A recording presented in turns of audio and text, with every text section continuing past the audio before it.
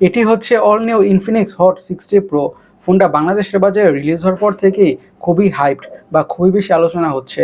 তার কারণ হচ্ছে ফোনটার দামটা অথবা প্রাইসটা। ফোনটা যে প্রাইস রেঞ্জে বা যে দামে বাজারে এসেছে সেই প্রাইস রেঞ্জে ভালো কিছু স্পেক্স আর ফিচার্স অফার করছে।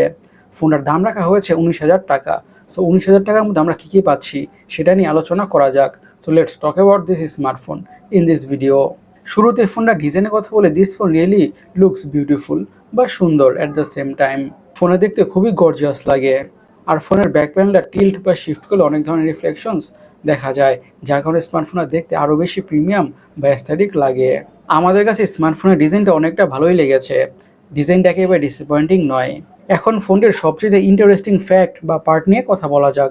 সেটা হচ্ছে ডিসপ্লেটা। ডিসপ্লেটা হচ্ছে 6.7 ইঞ্চের AMOLED display with 144 hertz, yes 144 হার্জের রিফ্রেশ রেট।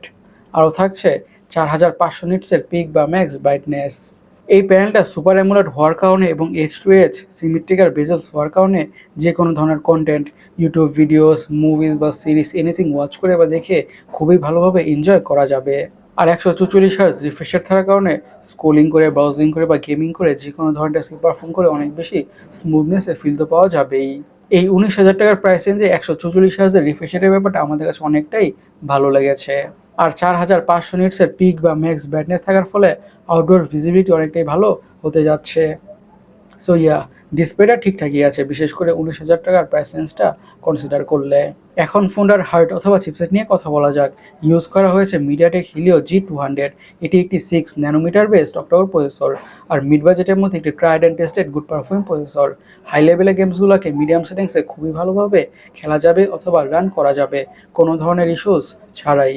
এবং day to day regular task, social media using, switching between apps, multitasking, এমন যত ধরনের দৈনন্দিন জীবনের কাজ বা টাস্ক আছে ফোনটা ইজির সাথে ব্যাপারটা স্মুথভাবে হ্যান্ডেল করে ফেলবে। সেই ব্যাপারে বা সেই বিষয়ে কোনো সন্দেহই থাকছে না। একটি 19 বা 20,000 টাকা দামের স্মার্টফোন থেকে আমরা যেমন ধরনের পারফরমেন্স এক্সপেক্ট বা আশা করি ফোনে থেকে এক্স্যাক্টলি তেমন ধরনের পারফরমেন্সই পাওয়া যাবে, ইফ নট বেটার। ফোনের র্যাম এবং স্টোরেজ ভেরিয়েন্টস হলে দুটি ভেরিয়েন্টে পাওয়া যাবে, 8 GB RAM, 128 GB storage. 8 GB RAM, 256 GB storage. এখন ফোনটির অপটিক্স বা ক্যামেরাকে নিয়ে কথা বলা যাক। ইউজ করা হয়েছে 50 মেগাপিক্সেলের প্রাইমারি সেন্সর উইথ পিডিএফ।